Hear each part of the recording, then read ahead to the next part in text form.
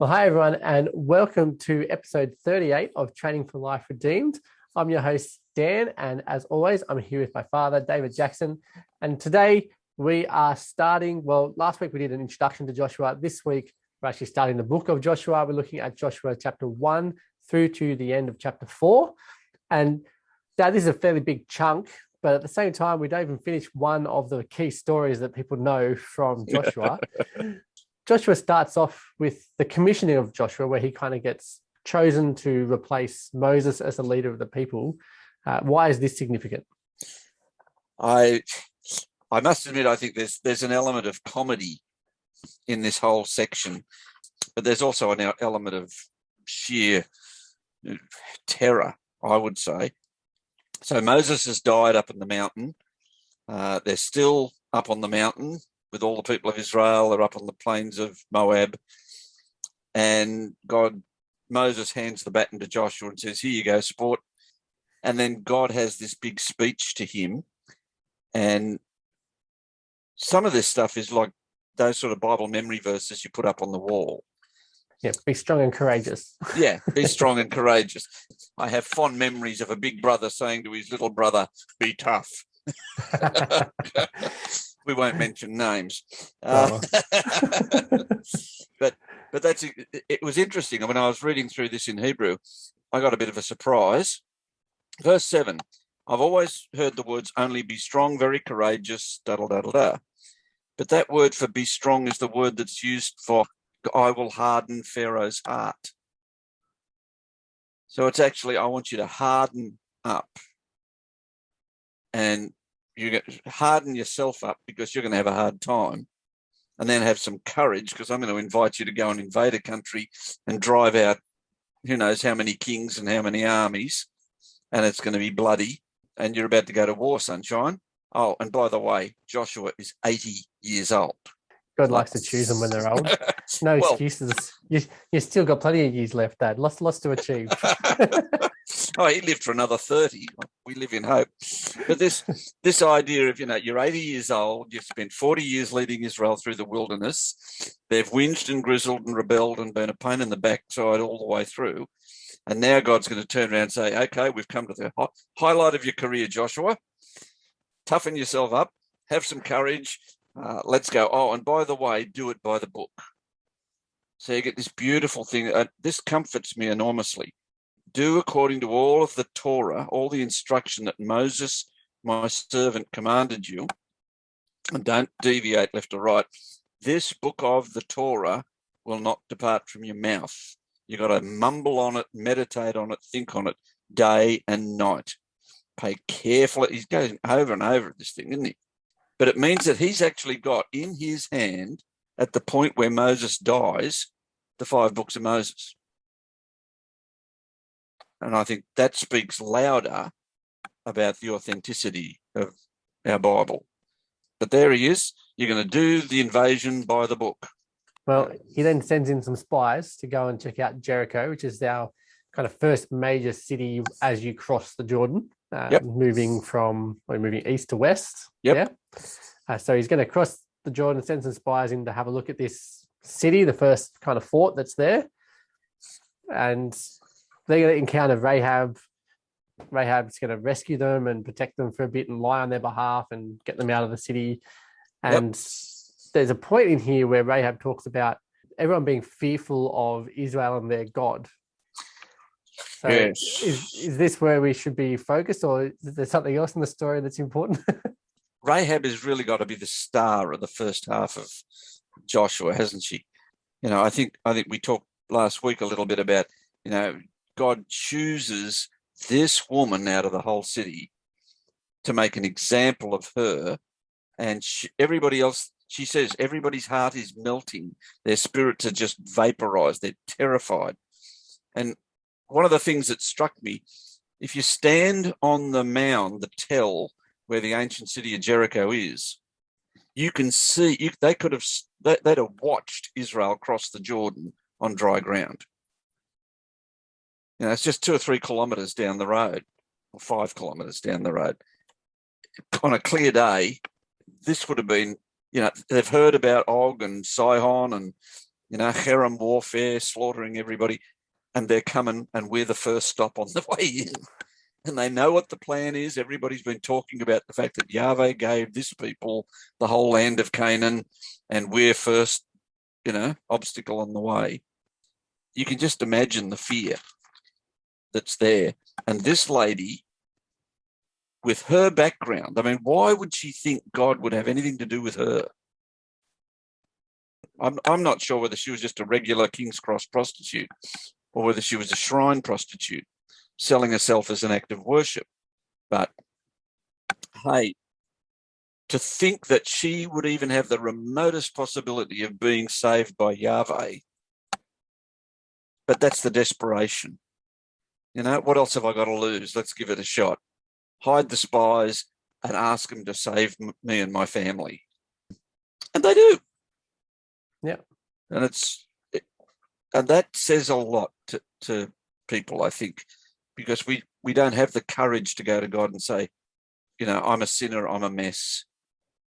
I need to be forgiven. I'm guilty. We avoid that like the plague because we don't see what's coming in terms of judgment, and we don't see the face of God looking at our sin, and we don't see the cross. This lady, there was nobody at the gate. It struck me. There's nobody evangelizing Jericho.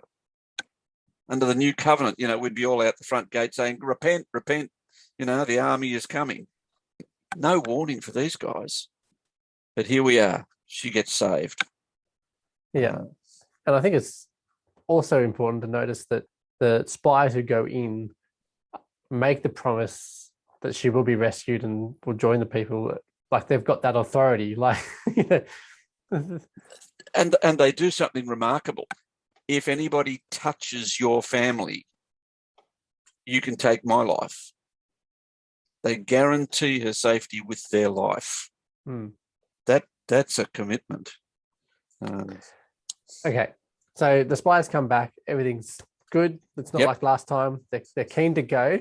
They now have to cross the Jordan River, which is currently in flood mode. I think pretty sure at the time of the crossing.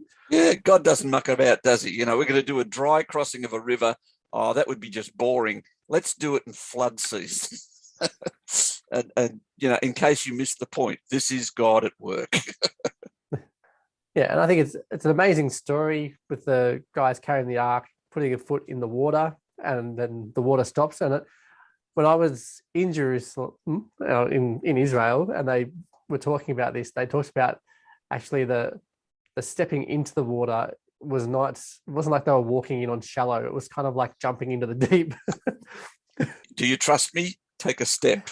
I think of Indiana Jones, and also like just flood stage, the waters aren't still. They're not, you're not looking at this beautiful kind of lake that you're going to walk across. It's a rushing, thick, deep river that they've got to step into.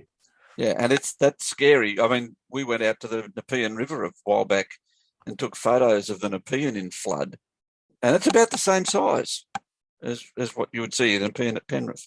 So that would be a pretty scary thing to do. And to have it just stop dead and you walk out on dry ground carrying that box on your shoulders, wouldn't you just be looking around going, okay, how far out of here do I have to go? Yeah. And it's very much a replica of the crossing of the Red Sea as they left Egypt. Yes. So like they left one land and now they're entering into the other one. They're almost baptisms. Like it's kind of symbolic in that kind of sense as well. Yep, you have that whole concept. You have two water barriers that you cross.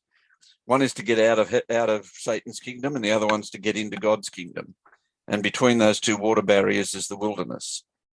And so, the African-American slave gangs used to sing, Michael row the boat ashore. I've got a home on the other side of Jordan. All those sort of pictures. They got the connection. This is a picture of us coming home. Coming home to new creation. Very exciting stuff. Okay, so then they pick up a whole bunch of rocks and make piles. Yep. What's the point of the piles? Is it just a memory, or is it more significant than that? I like this kind of stuff, I must admit. You pick 12 tribes, one man from each tribe, pick up a rock, bring it over to the other side, Then you go back and you pick up another 12 rocks and you pile them up where the priests are standing holding the ark while everybody crosses. And once you've got that pile all organised, you skedaddle across. Then the priests can come across and bring the ark out of the water, and then the floods come back. And you've got this little post of big rocks in the middle of the river saying, that's where they stood. And you take the other 12 rocks and you carry them up to Gilgal where you're going to camp, and you make a little mound of rocks up there. And Joshua's point is, okay, you guys are going to remember today. You were here, you saw it. You're going to go and settle, have your farms, bring your kids down here for a picnic. Sit them down, show them the rocks, tell them the story, and point out the rock that Uncle Fred pulled out of the middle of the river, and let them tell their children and their grandchildren, and that rock is still there. And we do that with war memorials because we don't want to forget, lest we forget. But this time we're not forgetting the people who died. We're forgetting what God did. And so I look at this, I look at that sort of a monument, that memorial, and I think, yeah, it's about teach the kids, get the story across. And this was a generation, I think this is the only generation in Israel's history that actually did teach the children, because their generation and the next one were faithful. So that all the peoples of all the earth will know that the hand of Yahweh is mighty, and you will fear Yahweh, your God, forever. That's how that chapter ends. Sounds like a good place for us to end then. Yeah. Well, if you enjoyed this episode, please make sure that you subscribe and come back to listen next week. If you particularly enjoyed this one, please leave us a review. We would love to hear from you. And if you want to grab the daily notes for this episode, you can head over to trainingforliferedeemed.com/38, and you can access everything there. There's a video, there's the audio, there's the transcript, and also your daily notes. So please come and check that out. And we look forward to seeing you next week when we head off into Joshua 5 and following.